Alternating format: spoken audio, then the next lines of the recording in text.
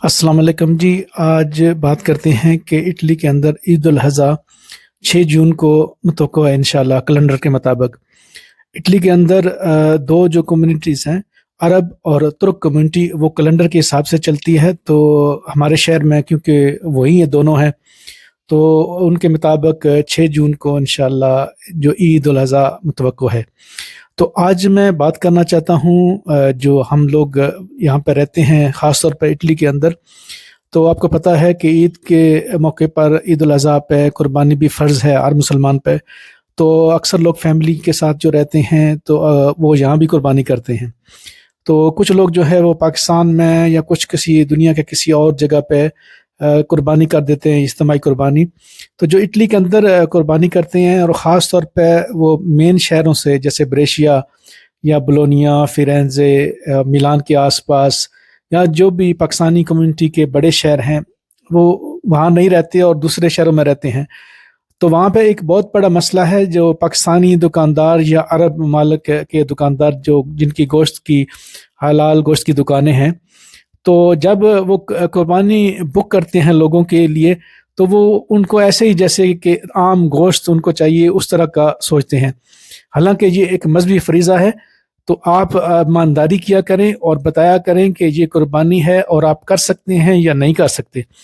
अगर आप कुर्बानी ऑर्गेनाइज नहीं कर सकते, तो आप जो भी लोग ये फ़र्ज़ अदा करना चाहते हैं, उनको बता दिया करें कि आप के पास इंतज़ाम नहीं है, उस दिन नहीं कर सकते, या आप ये जो गोश्त आप खा रहे हैं, ये एक नॉर्मल गोश्त है, कुर्बानी का इसमें चक्कर नहीं है। कम अज़ कम जब जानवर ज़बह किया जाए, तो आपके नाम से, आपका नाम लेके ज़बह किया जाए कि ये फ़लाँ बंदा कुर्बानी करता है, क्योंकि ये मजहबी फरीज़ा है। तो आपसे गुजारिश यही है कि कमाने के लिए और बहुत सी चीज़ें हैं, ये एक मज़हब को कम अज़ कम इसको जो है आप छोड़ दें। तो ये लोग क्या करते हैं कि आम जैसे गोश्त का ऑर्डर देते हैं, उसी तरह का ऑर्डर दे देते हैं, वो कुर्बानी नहीं होती, और बाज़ औक़ात तो कुर्बानी से पहले भी आपका गोश्त आ जाता है। तो आप सबसे, और मैं किसी को पॉइंट आउट नहीं कर रहा यहाँ पे, कोई इसको पर्सनल मत ले, ये जनरल बात है पूरी इटली के अंदर, और या यूरोप के बाकी मुल्कों का मुझे नहीं पता कि वहाँ क्या चक्कर है।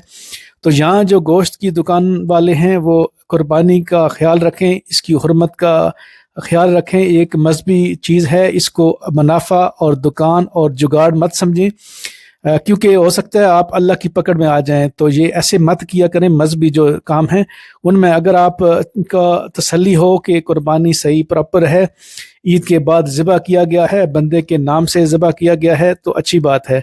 अगर आप इंतज़ाम नहीं कर सकते, तो सच बात किया करें और बता दिया करें कि ये कुर्बानी नहीं होगी, आम गोश्त है, ताकि वो बंदा उस हिसाब से, हो सकता है वो आपसे अगर कुर्बानी नहीं तो वैसे भी गोश्त ले ले, अगर उसको ज़रूरत, अगर आप अरेंज ना कर सकते हो, तो हो सकता है पाकिस्तान में इंतज़ाम कर ले, या दुनिया के किसी और जगह पर जो ज़्यादा हकदार हैं वहाँ वो पैसे भेज दे। तो मैं तमाम दुकानदारों से जो पाकिस्तानी हैं ख़ास तौर पे, क्योंकि आप मेरी ज़बान समझते हैं, और दूसरे अरबी वगैरह, तो या बांग्लादेश के कोई दुकानदार हैं या अफ़गानिस्तान के दुकानदार हैं, तो आप सबसे गुजारिश है कि कुर्बानी के मामले में गाहक या दुकानदारी का मत सोचें।